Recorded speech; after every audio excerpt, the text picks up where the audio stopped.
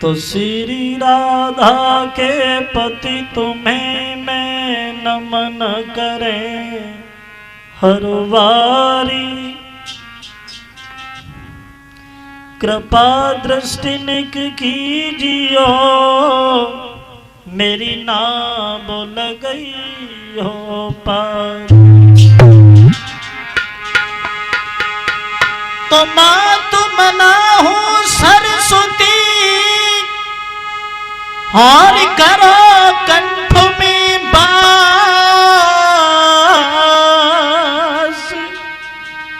रक्षा जितेंद्र की करो तेरे हूँ चरणों को दास।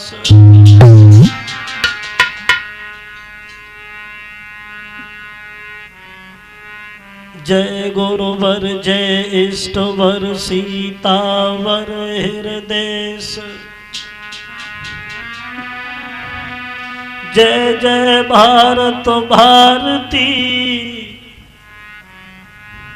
जय जय भारत देश। गुरु प्रवेश को ध्यान धरें विनय करें हर वार।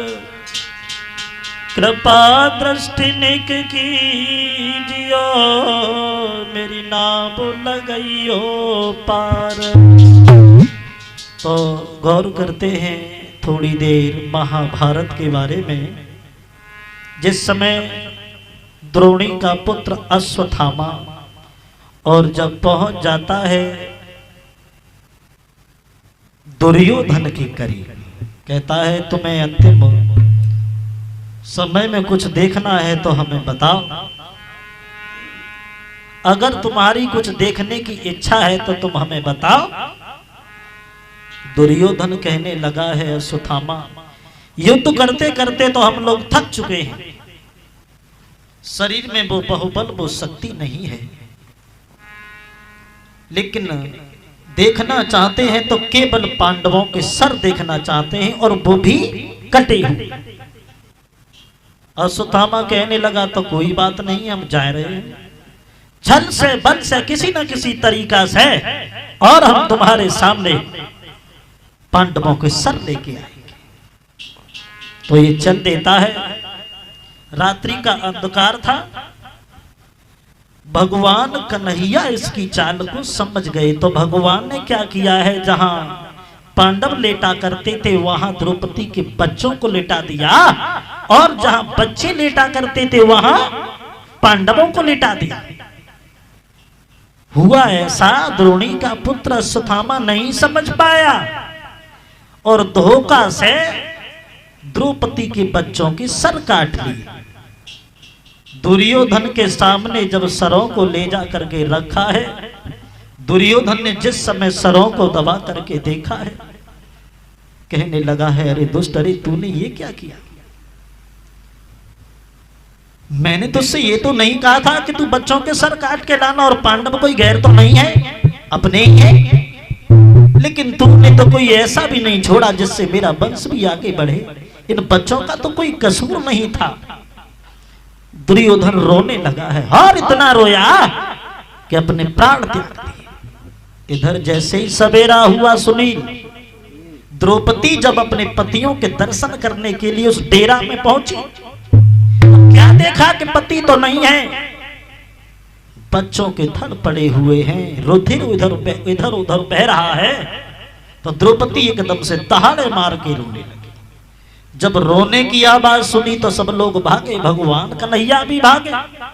भगवान मुरलीधर ने देखा, क्या देखा?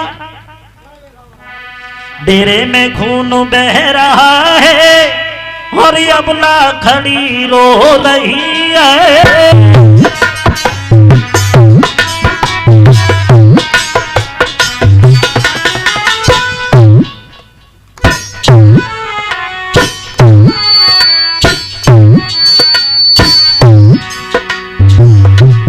भगवान कन्हैया पहुंच गए। भगवान मुरलीधर ने देखा, डेरे में खून बह रहा है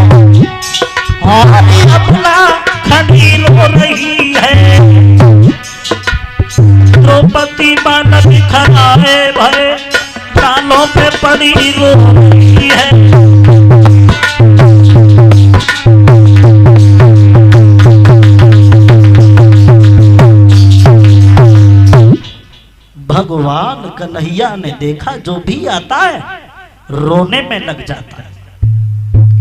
और जिस समय द्रौपदी ने भगवान कन्हैया की ओर देखा तो कहने लगी है भैया तुम्हारे नाटक रचने में कोई और कसर अभी बाकी है तो तुम उसे बताओ। भगवान कन्हैया कहने लगे हैं द्रौपदी जरा सोचो, इस डेरे में अगर तुम्हारे पति इन बच्चों की जगह पर होते तो जो हाल इन बच्चों का है वही हाल तुम्हारे पतियों का होता। मैंने केवल और केवल तुम्हारे पति की रक्षा की है, तुम्हारे सुहाग की रक्षा करने के लिए सब किया है। अर्जुन कहने लगे हैं द्रौपदी तुम बिल्कुल निश्चिंत रहो, जिसने भी हमारे बच्चों का वध किया है वो दुष्ट ज्यादा देर तक जिंदा नहीं रह सकता है। हम अभी जा रहे हैं और उस नालायक को पकड़ करके तुम्हारे सामने ला रहे हैं। अगर हम ऐसा नहीं कर सके तो अर्जुन कहते हैं द्रौपदी से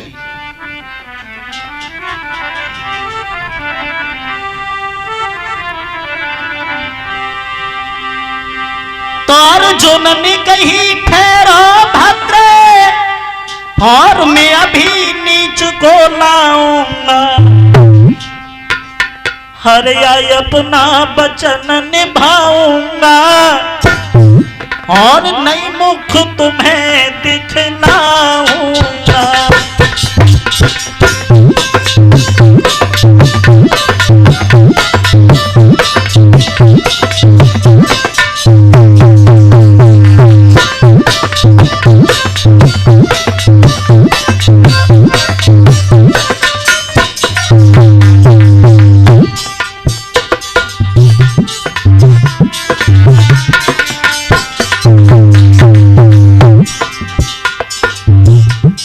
अर्जुन ने जवाब दिया है द्रौपदी आप बिल्कुल मत घबराओ, जो कष्ट आपको है वही हमें है।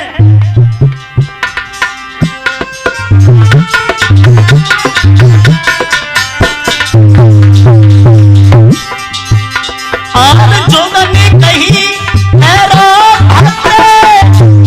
मैं अभी नीच को लाऊंगा, या अपना वचन निभाऊंगा, नई मुख तुम्हें दिखलाऊंगा।